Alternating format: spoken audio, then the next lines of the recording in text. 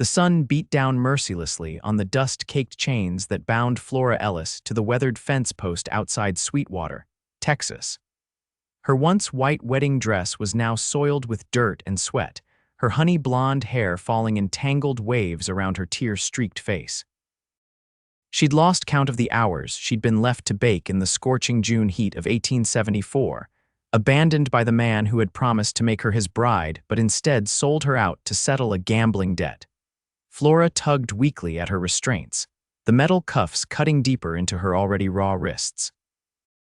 The townspeople walked past, some averting their eyes in shame, others staring with morbid curiosity, but none brave enough to defy Jasper Blackstone, the ruthless cattle baron who ruled this corner of the frontier with an iron fist. He'd left strict orders she was to remain chained until his business associate arrived to claim her as payment. "Water," she croaked, her voice barely audible, but the few passers-by quickened their pace, afraid to get involved. The distant thunder of hoofbeats made her heart sink. Was this her new owner coming to claim her?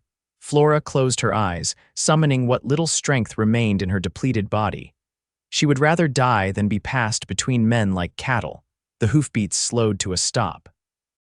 Through swollen eyelids, Flora glimpsed a tall figure dismounting a magnificent chestnut stallion. The stranger's face was obscured by the shadow of his wide-brimmed hat, but she could make out broad shoulders and the glint of a star-shaped badge on his chest. What in God's name? The man's deep voice carried a note of controlled fury. He approached with purposeful strides, his spurs jingling with each step. "Please," Flora whispered, her cracked lips barely able to form the word. The stranger knelt before her, and she found herself looking into the most striking blue eyes she'd ever seen, eyes filled with compassion and a cold anger that wasn't directed at her. "Who did this to you, miss?" he asked, already reaching for his canteen. She drank greedily when he held it to her lips, water spilling down her chin and onto her ruined dress. "Jasper Blackstone," she managed between gulps. "He promised marriage, but it was all lies." The man's jaw tightened. He stood and drew a gleaming knife from his belt. With a few swift movements, he cut through the ropes binding her to the fence post. The chains would require a key or bolt cutters, but at least she could move away from the blazing sun. "My name is Marshal Matthew Stone," he said, helping her to her feet. "And I've been tracking Blackstone for months. Seems I've finally found something worth bringing him in for." A commotion down the street caught their attention. A group of men led by Jasper Blackstone himself was approaching, their expressions darkening when they spotted the marshal helping Flora. "That's my property you're tampering with, lawman," Blackstone shouted, his hand hovering near his holstered pistol. Marshal Stone positioned himself between Flora and the approaching men. "This woman isn't property. She's a human being who's been assaulted and illegally detained." Blackstone's laugh was ugly. "That woman owes me. Her daddy lost her fair and square at the card table. She's payment for his debts." Flora shrank back, the chains still hanging from her wrists clanking ominously.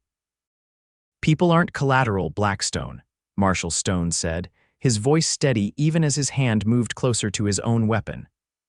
"Now I suggest you back away before I arrest you for kidnapping, assault, and about a dozen other charges I can think of." The tension crackled in the air like electricity before a storm. Townspeople scattered, ducking into doorways and behind water troughs. Blackstone's eyes narrowed. "You're making a big mistake, Marshal." "The only mistake here is thinking you can chain up a woman and get away with it," Stone replied. Then, without taking his eyes off Blackstone, he made a declaration that sent shock waves through the gathering crowd. "She's my wife." Flora's head snapped up in surprise. "That's a lie," Blackstone spat. "She was set to marry me this morning before I discovered her father's treachery." Marshal Stone's voice remained calm. "We were married last month in Austin. I've been tracking outlaws since then, which is why I wasn't here to protect her." He turned slightly toward Flora, his eyes conveying a silent message, "Play along." "Matthew," Flora said, her voice stronger now as she reached for his arm with her chained hands. "I told him we were married, but he wouldn't listen." The marshal nodded almost imperceptibly before turning back to Blackstone. "So you see, You've not only assaulted an innocent woman, you've interfered with a federal marshal's family. I'd say that puts you in a world of trouble." Blackstone hesitated, clearly calculating his odds. 5 of his men stood behind him, hands hovering near their weapons, but going against a federal marshal meant serious consequences. "I want proof," Blackstone demanded. "Show me a marriage certificate." "It's at the county clerk's office in Austin," Stone replied without missing a beat. "But I don't need to prove anything to you. Now step aside so I can take my wife to a doctor."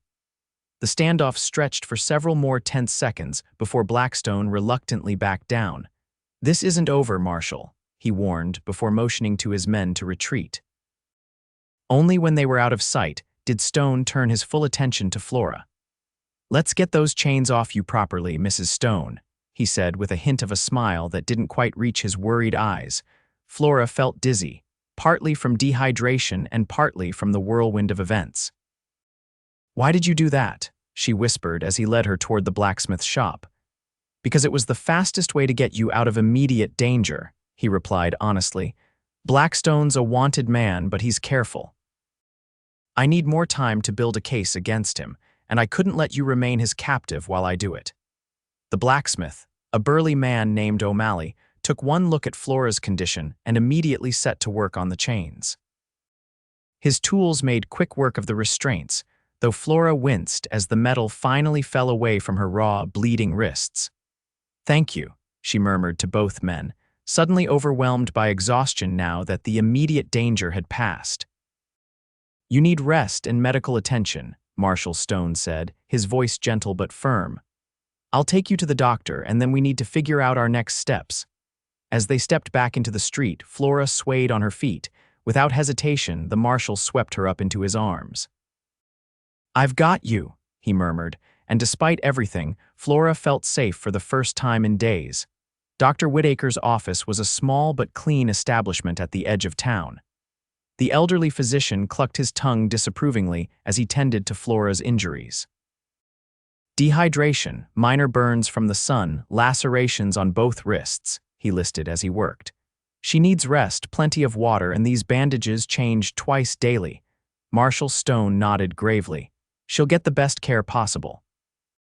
When the doctor stepped away to prepare some medicine, Flora turned to the marshal. "I can't thank you enough, but you should know that we're not actually—" "I know," he interrupted softly. "But for your safety, we need to maintain this ruse at least until I can get you somewhere secure." "Blackstone isn't convinced, and he's dangerous." "What about my father?" Flora asked, her voice hardening. "He's the one who gambled me away like I was a sack of flour." The marshal's expression darkened. "Where is he now?" "Probably drunk at the saloon," she replied bitterly. "He's been drowning in whiskey since my mother died last winter." "I'll deal with him later," Stone promised. "For now, my priority is keeping you safe." After leaving the doctor's office, Marshal Stone took Flora to the small hotel at the center of town. The proprietress, Mrs. Abernathy, was a stern-faced widow who softened considerably when she heard Flora's ordeal. "The poor dear," she exclaimed, ushering them to the best available room. "You can stay as long as needed, Marshal. I never did like that Blackstone character."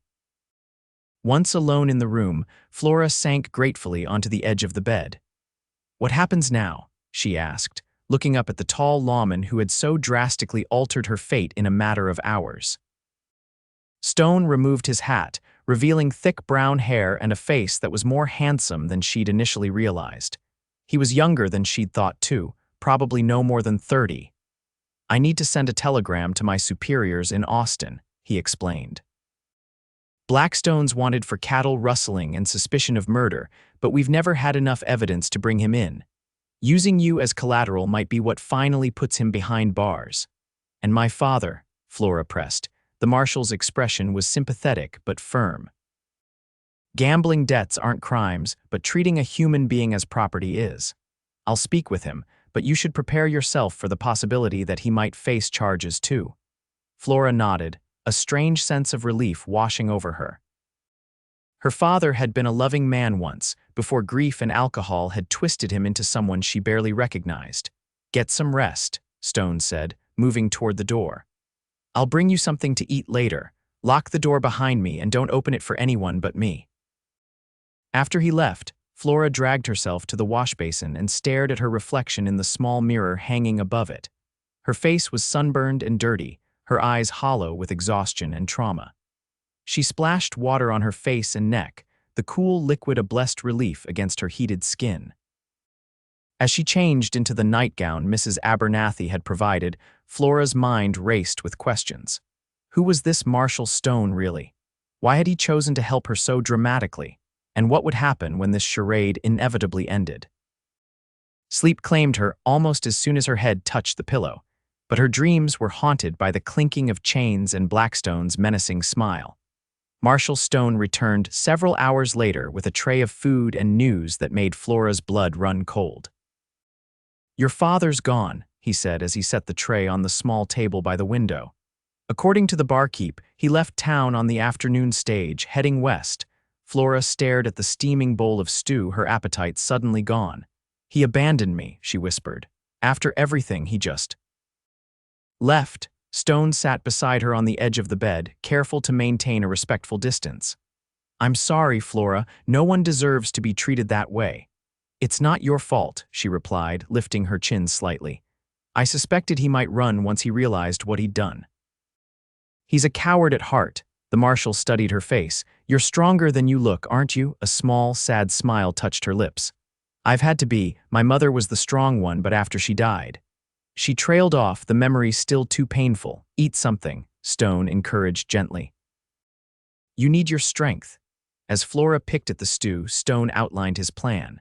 "Blackstone's men are watching the hotel. We can't stay here long, but I have a friend with a ranch about 20 miles north. We'll leave before dawn tomorrow and head there.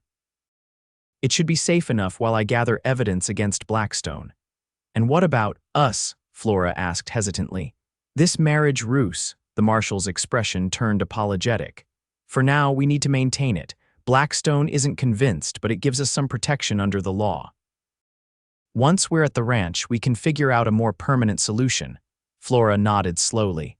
"I understand, and I'm grateful for everything you're doing." Later that night, as Flora drifted toward sleep in the bed while Stone kept watch in a chair by the window, she found herself studying his profile silhouetted against the moonlight. There was something comforting about his presence, a quiet strength that made her feel protected. "Why did you become a marshal?" she asked softly. He turned slightly, his face half illuminated by the silver light. "My father was killed by outlaws when I was 16. The local sheriff couldn't or wouldn't do anything about it. I decided then that I wanted to stand for something better." "You're a good man, Marshal Stone," Flora murmured, her eyes growing heavy. "Matthew," he corrected gently. "If we're supposed to be married, you should probably call me Matthew." "Matthew," she repeated, the name feeling strangely intimate on her lips. "Good night, Matthew." "Good night, Flora," he replied, his deep voice the last thing she heard before sleep claimed her once more. True to his word, Matthew woke her while the sky was still dark. They slipped out through the back entrance of the hotel where 2 horses waited, saddled and ready. "Can you ride?" he asked, eyeing her still bandaged wrists with concern. "Since I was 6, she assured him, gathering the borrowed riding skirt in one hand as she mounted the gentle mare with practiced ease. They rode in silence as dawn gradually painted the eastern sky with streaks of pink and gold. The desert landscape was beautiful in the early morning light, and Flora found herself drinking in the sight of rolling plains dotted with mesquite and cacti. After the terror of the previous day, the simple act of riding freely felt like a miracle. Matthew led them off the main trail after about an hour, following what appeared to be a dried creek bed that wound between low hills. "Harder to track us this way," he explained when she questioned the route. By mid-morning, they crested a ridge, and Flora caught her first glimpse of their destination, a modest but well-maintained ranch nestled in a small valley. A 2-story house painted white stood surrounded by several outbuildings, corrals, and grazing cattle. "Welcome to the Flying S," Matthew said, a note of pride in his voice. "My friend Samuel owns it, but he's away on business in San Antonio. His foreman knows we're coming." The foreman turned out to be a grizzled older man named Hank, who greeted Matthew with a hearty handshake and Flora with a respectful tip of his hat. "Got your telegram yesterday," Hank said. Rooms all ready in the main house, and the boys know to keep their eyes open for trouble. Flora felt a wave of gratitude as she was shown to a comfortable bedroom with a real bathtub that the ranch's cook, a motherly Mexican woman named Elena, had already filled with steaming water. "You bathe, Senora," Elena insisted, laying out clean clothes on the bed. "I bring food after." Left alone, Flora sank into the hot water with a sigh of pure bliss. As she scrubbed away the dirt and horror of her ordeal, she found herself wondering about the marshal who had so unexpectedly become her protector. There was something about Matthew Stone that intrigued her, a depth behind those blue eyes that spoke of both compassion and carefully controlled power. After her bath, dressed in the simple but clean dress Elena had provided, Flora found Matthew and Hank on the front porch, deep in conversation that halted abruptly when she appeared. "You look better," Matthew said, his eyes warming as they took in her freshly washed hair and color returning to her cheeks. "I feel human again," she replied with a small smile. "Thank you for bringing me here." Hank excused himself, leaving them alone on the porch. Flora settled into a rocking chair, gazing out at the peaceful ranch. "How long will we stay?" she asked. Matthew leaned against the porch railing. "A week, maybe 2. I've sent for documents from Austin that might help build the case against Blackstone, and you need time to recover." "And after that, what happens to me?" The question hung between them, laden with unspoken complications. Flora had no home to return to, no family left who cared for her welfare. "You could go to Austin," Matthew suggested. "I have connections there who could help you find work, a place to stay." Flora nodded, though the prospect filled her with a strange emptiness. After just one day, the thought of continuing without Matthew's steady presence seemed bleaker than it should have. "Or," he continued, his voice carefully neutral, "you could stay in Sweetwater once Blackstone is dealt with." "From what I hear, the town needs a schoolteacher." Her heart lifted slightly. "I always wanted to teach," she admitted. "Before my mother died, I was saving to attend a teaching college in St. Louis." Matthew smiled, and Flora was struck by how it transformed his serious face. "You'd make a fine teacher, Flora Ellis. Stone," she corrected without thinking. "For now, at least, I'm Flora Stone." Something flickered in his eyes at that, something that made her pulse quicken inexplicably. Over the next several days, a routine developed. Matthew spent mornings with Hank, discussing strategy and reviewing documents that arrived by courier. Afternoons often found him teaching Flora to shoot a small revolver, just in case, he insisted, or accompanying her on rides around the ranch property. During these quiet moments together, Flora learned more about the man behind the marshal's badge. Matthew had grown up on a small farm in Missouri, joined the Union Army at 18, and afterward had drifted west, eventually finding purpose in upholding the law in the often lawless territories. He spoke little of the war, but Flora sensed it had marked him deeply. In turn, she told him about her childhood in Pennsylvania, her mother's gentle wisdom, and her father's slow descent into gambling and drink after they moved west following the war. She found Matthew easy to talk to. He listened without judgment, his quiet strength a comfort she increasingly relied on. On their 4th evening at the ranch, a violent thunderstorm rolled in from the west. Flora stood at the window of the sitting room, watching lightning fork across the darkened sky, when Matthew entered carrying 2 cups of coffee. "Storm's got the cattle spooked," he said, handing her one of the cups. "Hank and the boys are out making sure none break through the fences." Flora accepted the coffee gratefully, the warmth seeping into her hands. "I've always loved thunderstorms," she confessed. "There's something cleansing about them." Matthew moved to stand beside her at the window, close enough that she could feel the heat radiating from his body. "I used to think they were battles in heaven," he said with a half smile. "My mother told me that when I was small." A particularly bright flash of lightning illuminated the room, followed almost immediately by a deafening crack of thunder. Flora instinctively stepped closer to Matthew, her shoulder brushing against his arm. "Sorry," she murmured, embarrassed by her reaction, but Matthew didn't move away. Instead, his hand found hers, fingers intertwining with gentle pressure. "No need to apologize," he said softly.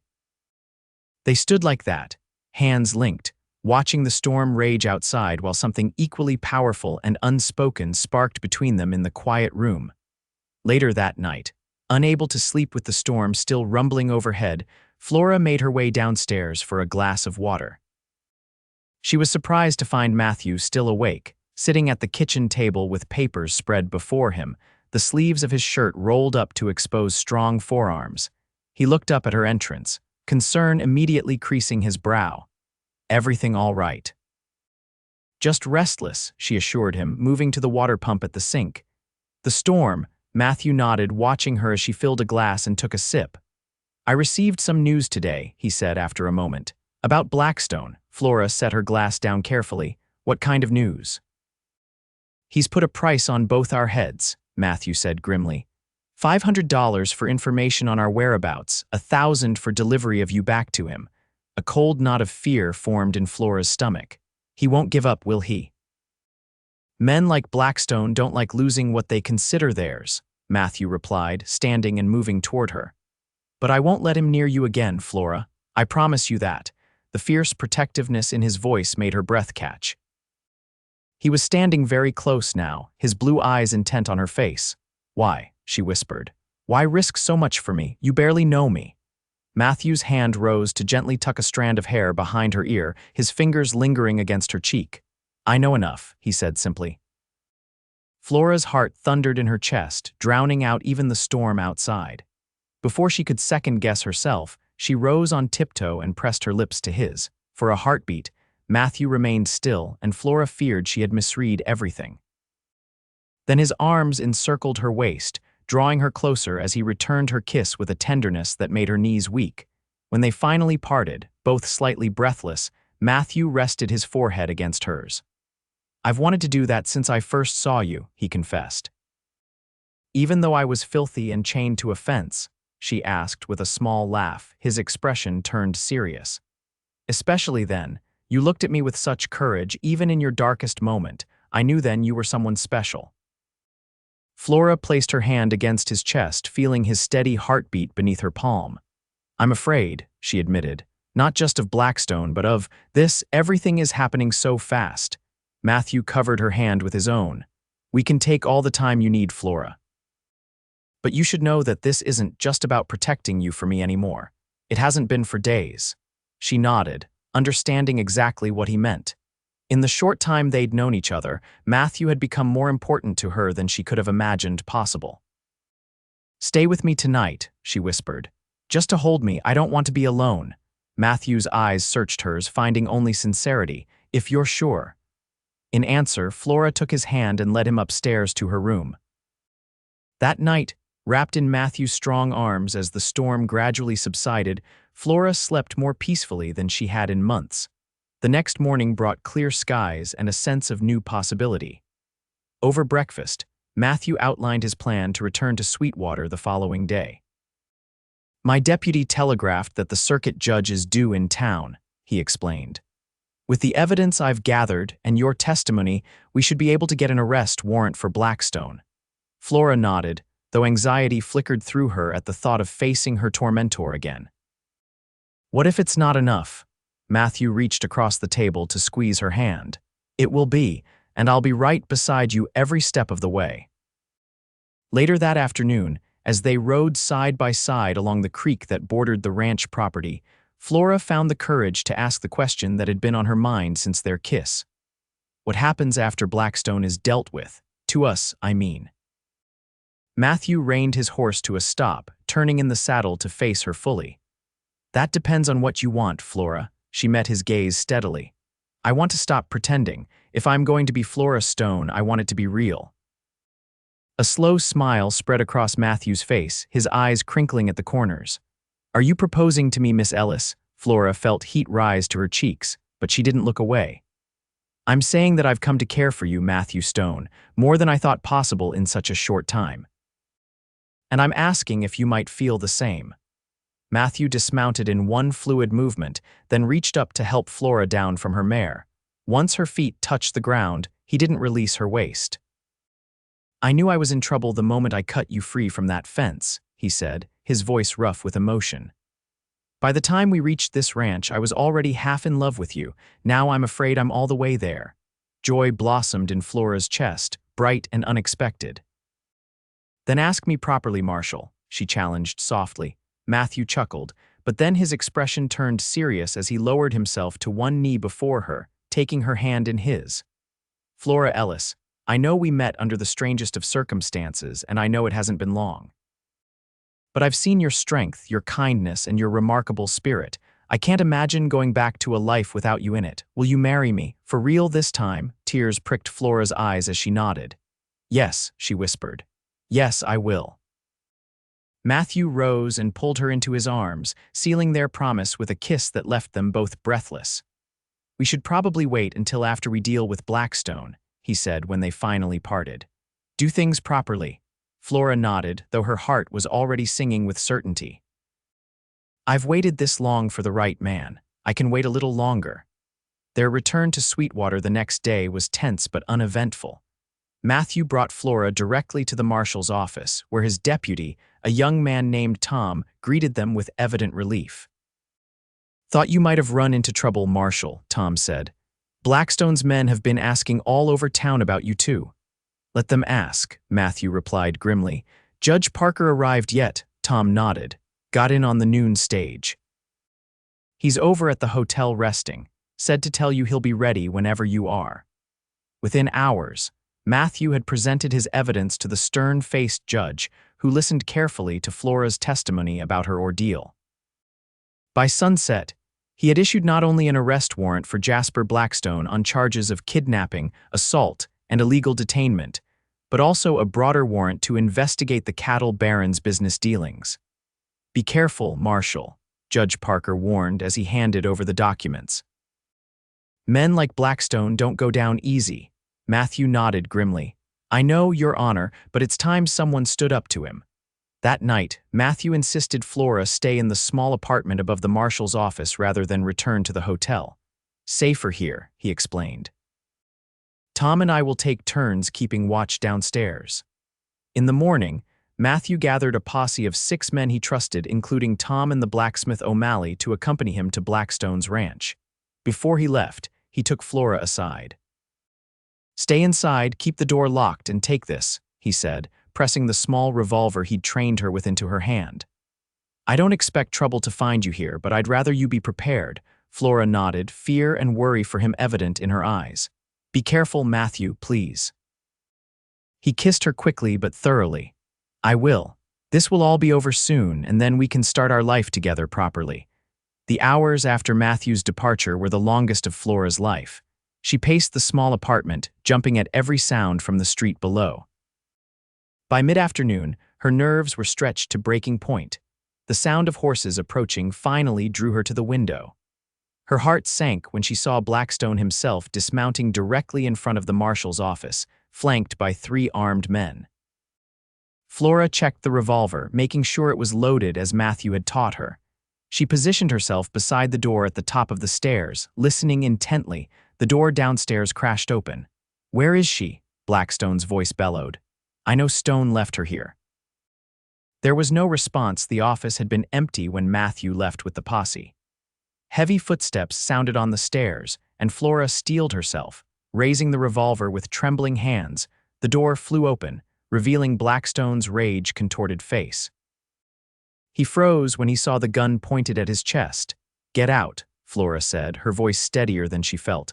"Marshal Stone will be back any minute." Blackstone's surprise gave way to a mocking smile.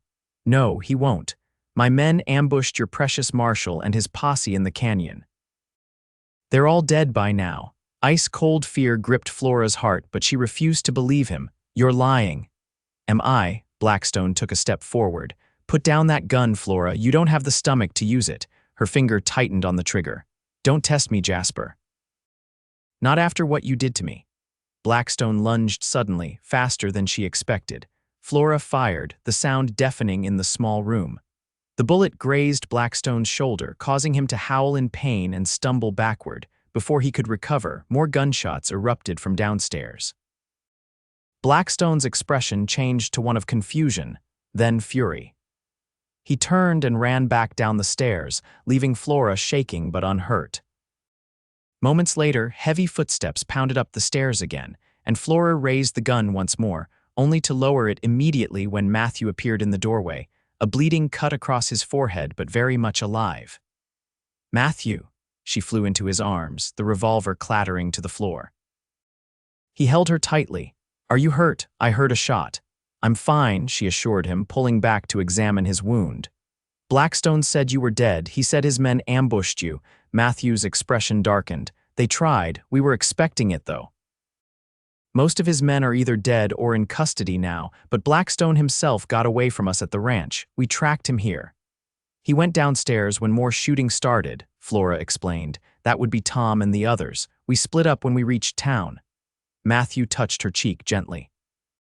"You're sure you're all right?" Before she could answer, Tom called up from below. "Marshal, we got him." Blackstone tried to escape out the back, but O'Malley caught him cold. Relief washed over Flora in a dizzying wave. It was over, truly over. 2 weeks later, Flora stood beside Matthew in Judge Parker's chambers, exchanging wedding vows in a simple but heartfelt ceremony.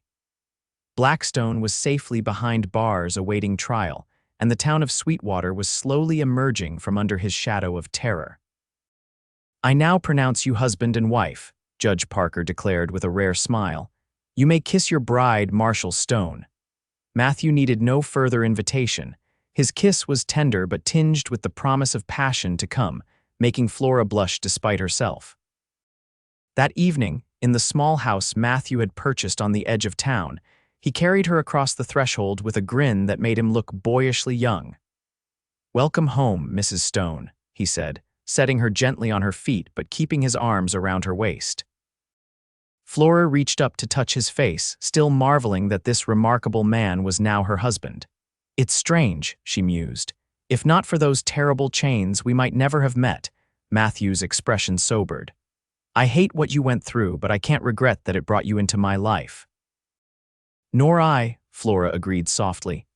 "Though perhaps we should save the chains as a memento," Matthew laughed, surprised by her humor.